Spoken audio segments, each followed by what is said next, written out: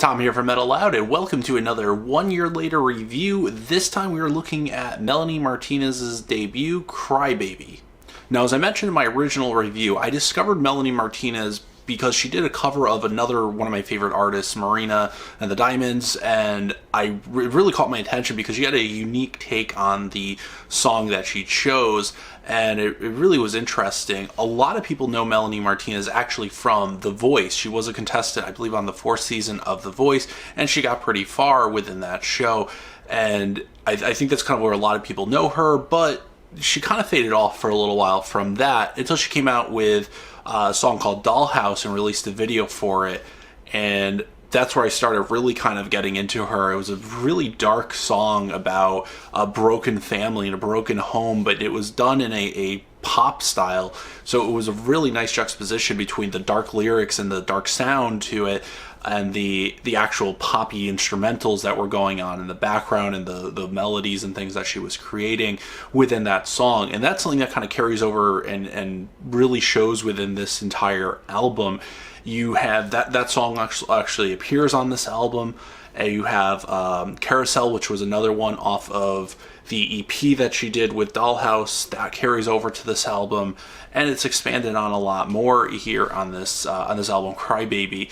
Now, Crybaby is actually supposed to be a bit of a concept album. Crybaby is essentially her character that she's created, and this whole album is supposed to kind of tell the tale of Crybaby and go through her life and talk about all those things. And as far as a concept album, I mean, all the songs are kind of have the same essential theme to them.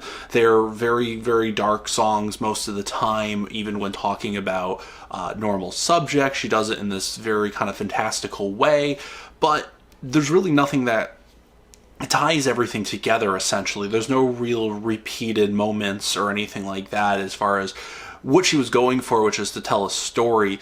And it feels a little bit like she could have done a little bit more as far as connecting everything together, maybe throwing back and mentioning other parts of songs. I mean, there's occasional instances of that, but not enough to really make me kind of feel like she's actually telling a story with the actual album itself. The songs individually definitely tell a story of this character, Crybaby.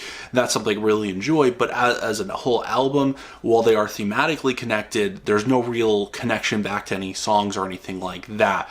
And that's really the only negative thing I can say about this album, even still today. I really love what she did with this. I mean, there's so many pop artists out there, especially when you talk about radio pop and stuff like that, that they all kind of get lost and blur together after a while, unless they, break out big or anything like that.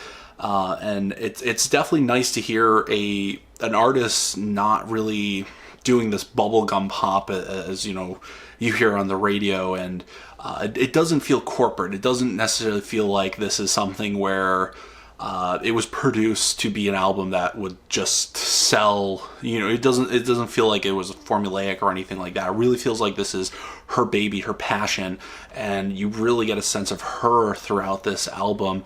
Like I said, a lot of it comes from the fact that she takes what you would normally expect in a pop song, songs about love, about chasing after a guy, after anything like that, and just layers it in metaphors and in these vivid images. And it's something I really like. For instance, the song Tag is basically about her chasing after a guy, or a guy chasing after her, and likens it to basically a game of tag. Something I liked. The song Playdate, another one that kind of likens a not so great relationship where you're not really sure where you stand with the other person. Is it just a fling? Is it a play date, as she calls it? And likens that to kids and a play date. And it's something she does throughout this album that I really enjoyed. I mentioned Dollhouse, for instance. Another one talks about that broken family and talks about viewing it as if you were looking into a dollhouse and viewing this doll family. And she's really, really good at creating those images in your mind. And it's something that definitely is not a lot of pop artists can do. It's not something you really find in pop music, but yet the instrumentals that are backing it, the actual style of the songs, how they're presented, is very, very poppy. And I don't want to say upbeat because the songs themselves are very, very dark. which again is something I definitely enjoy. It's something my personality kind of gravitates towards. So I respect that, and that's one of the reasons I definitely enjoy this album. I loved it when it came out. A year later, I'm still loving it. I still listen to these songs. I'll listen to the whole album occasionally. A lot of these songs still find themselves in my playlist, in my car. So if you haven't heard this album, definitely you should pick it up. It's interesting. She's doing something that not a lot of artists are doing. She does have a sequel to this album basically coming on the way, so I'm very, very much anticipating that. I can't wait to get my thoughts on that and to hear it. But as far as her debut album, Crybaby, after 365 days, I still can't get enough of this album.